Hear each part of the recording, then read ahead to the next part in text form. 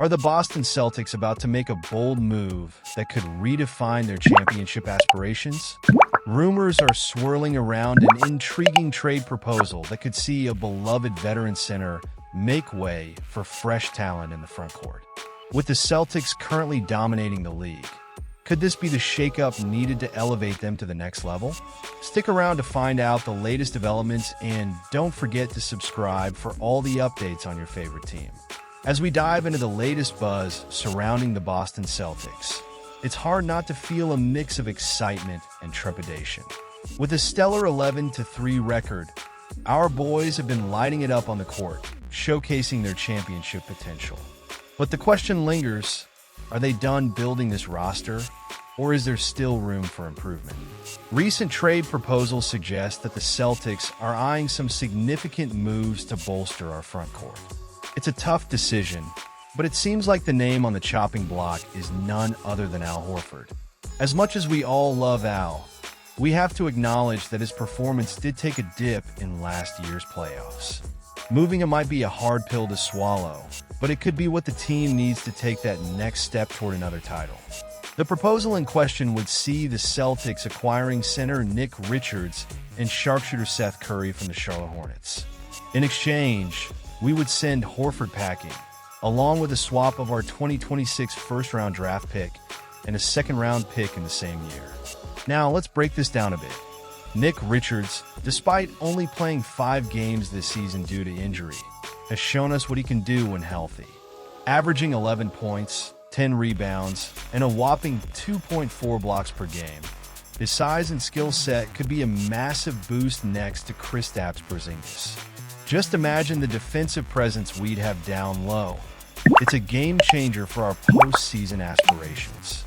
And at just $5 million for the next 2 years, he's a cost-effective option that could help us manage our salary cap more effectively. Now, let's talk about Seth Curry. Known for his incredible three-point shooting, he's currently hitting 41.9% from beyond the arc this season. That kind of shooting can elevate our already potent offense to new heights. We know how much the Celtics rely on the three ball. Adding a player like Curry, especially at a minimum deal for 1 year, would give us a reliable option off the bench. If things don't pan out, the financial hit wouldn't be too severe. So, the big question, is this the right move for the Celtics? Personally, I'm torn. On one hand, Al Horford is a beloved figure in Boston.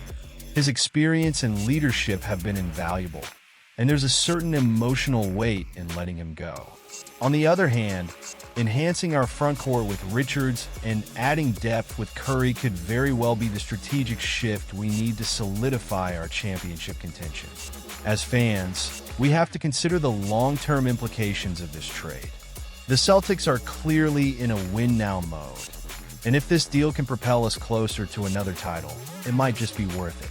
Yet, I can't help but think about the chemistry and the bonds that our players have formed. It's a delicate balance to manage. And you, what do you think?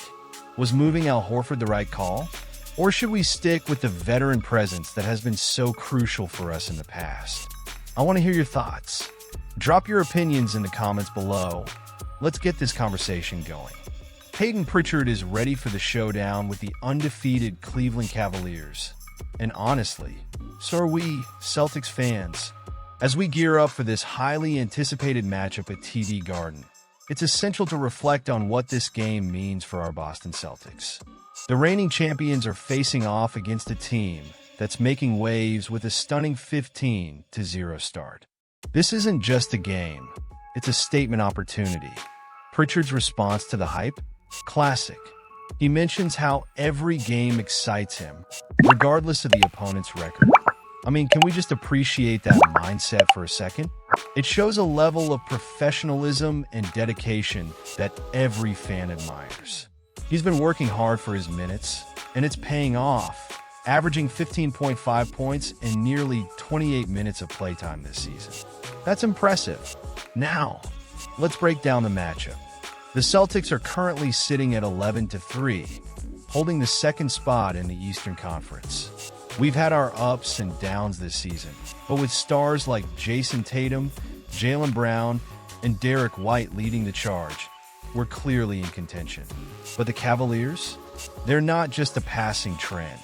They have legitimate talent in Donovan Mitchell, Darius Garland, and a returning Jarrett Allen. They've proven they can compete at the highest level, and we need to respect that. But here's where it gets interesting. Boston has allowed the third most points in the paint this season, while Cleveland is thriving in that area, ranking fourth in points per game scored inside. It's a classic battle of strengths versus weaknesses. Will the Celtics adjust their game plan to counter the Cavs' dominance at the rim? If they don't, it could spell trouble. I genuinely believe that this game is crucial for our team's confidence moving forward. A win against the Cavaliers would not only boost our standings, but also send a strong message to the rest of the league that we are still the team to beat. But what if we lose? The pressure will only mount, and with it, the scrutiny on our team's adjustments and strategies. As a passionate Celtics fan, I'm torn. On one hand, I have faith in our team's ability to rise to the occasion. On the other, I can't shake the feeling that we need to be on our A-game to secure this win. How will Coach Joe Mazzulla prepare the squad? Will he make any last-minute adjustments? And how will players like Pritchard, who thrive on opportunity, respond when the stakes are this high? It's moments like these that remind us why we love basketball. The adrenaline, the strategy, the stakes, everything is amplified when two top teams clash. You can feel the energy in the air, and I know the Boston crowd will be electric, just as Pritchard hopes.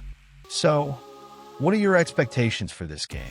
Do you think the Celtics can take down the Cavs and shake off that early season rust?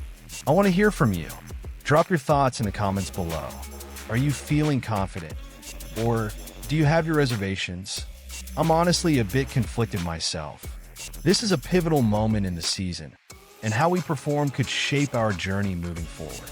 Remember, your voice matters, and this is the space to share your frustrations, hopes, and predictions.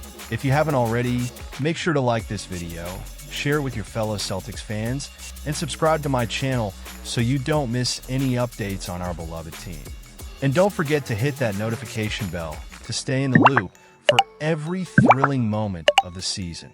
Let's rally behind the Celtics as they prepare to face off against the Cavaliers. We'll need every ounce of support as we chase that win. Go Celtics!